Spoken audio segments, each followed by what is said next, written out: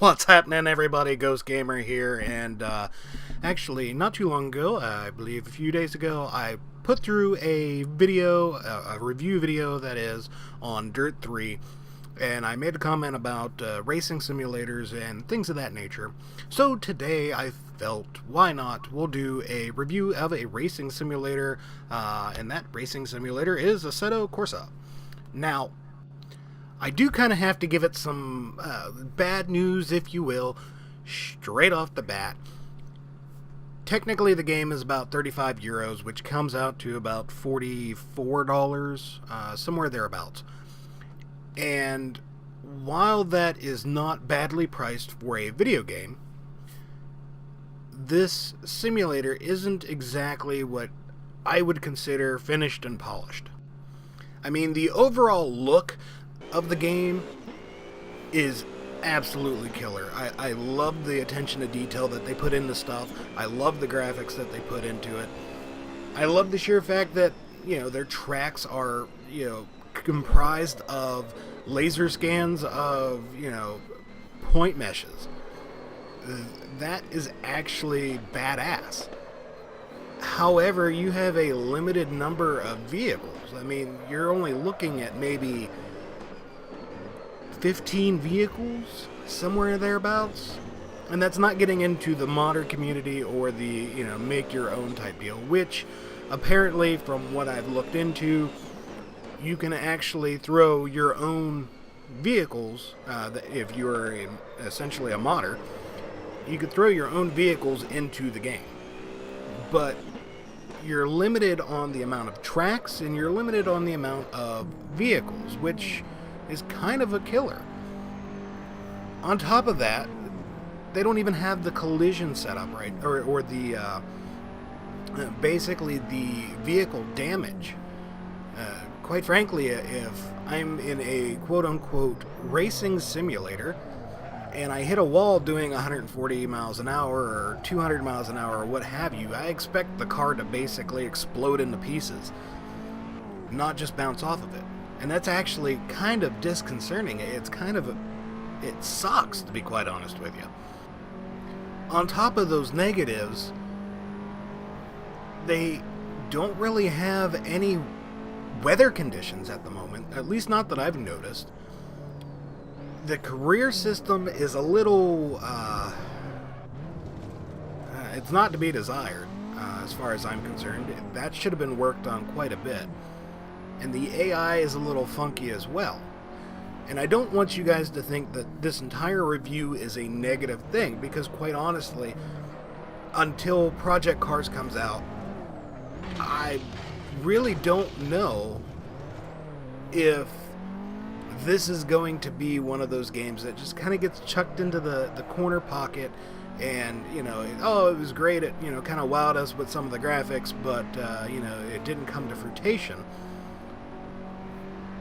As of right now, from a standpoint of, the look and the feel, some of the physics involved that they put into this game, I like it a lot more than I do Gran Turismo 6. I mean, and unfortunately, I don't have Gran Turismo 6 anymore. I got rid of it a while ago. Well, actually, somebody borrowed it and never returned it. But if you were to look at Assetto Corsa and Gran Turismo 6 side by side, a head-to-head comparison, Assetto Corsa is kind of kicking ass. I mean, that's just my opinion. I mean, graphics-wise, the amount of detail that they put into it, it kind of makes me understand why they only have a handful of cars, because there's a lot of detail that went into it. It's not something that they just kind of threw together. It's not a, Grand Theft Auto style vehicle. I mean, they did a lot of work.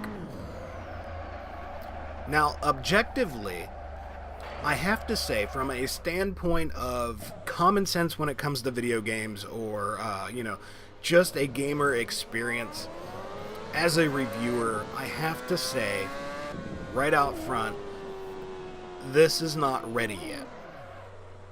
Their idea and concept of buy it now and we'll continuously release updates and we'll keep adding to it as far as a business standpoint for a consumer, that is essentially no bueno. I mean, it's not good. That's not cool. It kind of feels a little shisty as far as I'm concerned.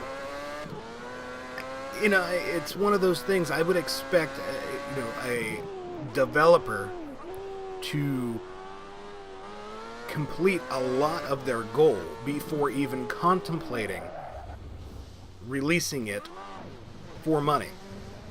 You know, what I have is, although it was a purchased product, it feels like a beta. And that's actually kind of questionable. I mean, at times it kind of makes me want to think it's more like an alpha, but it is basically a beta. So, at this moment in time, I cannot go out and say that somebody should buy this. Which sucks, because I could see the potential here at the same time. If they keep on the job, if they keep doing what they're supposed to be doing, then, some time from now, they'll be at a point where they can actually sell it and compete with Forza or Gran Turismo. But right now, it's just not there yet. One of the other things that I'm going to bring up before I jump into a different viewpoint or segment, if you will, is the handling of the cars. Now, please do not judge my crappy driving in what you're watching, because it is definitely not what I'm getting at here. They kind of feel a little boatish, if you will. Even though I know that, I'm a completely crappy driver when it comes to racing simulators, and I just treat them like an arcade game from time to time, and I just go out and have fun with it and don't care. I'm not super serious when it comes to racing sims and whatnot, but from a standpoint of vehicle physics, it doesn't feel quite right. Even if you watch a out-of-car view as you're going through and maneuvering in some of these turns, the rear end does a lot more moving around that is just not the way it should be done in real life. Or the way it is done in real life, rather. It is something that I can't quite put my finger on. I'm not a physics major. I can't just say, oh, well, that's exactly what your problem is, and so on and so forth. The handling is a little off. And that's going to have to be addressed if they really want to compete with other racing sims out on the market. All in all, if I had to rate this game, I would only give it a 5. Now, I will put in there that I'm giving it a 5 with a little asterisk next to it, basically stating that that has the possibility of changing. And what I mean by that is because since it is essentially an incomplete game, it's not polished, it's not finished, there's, things missing. That's why it's getting a low grade.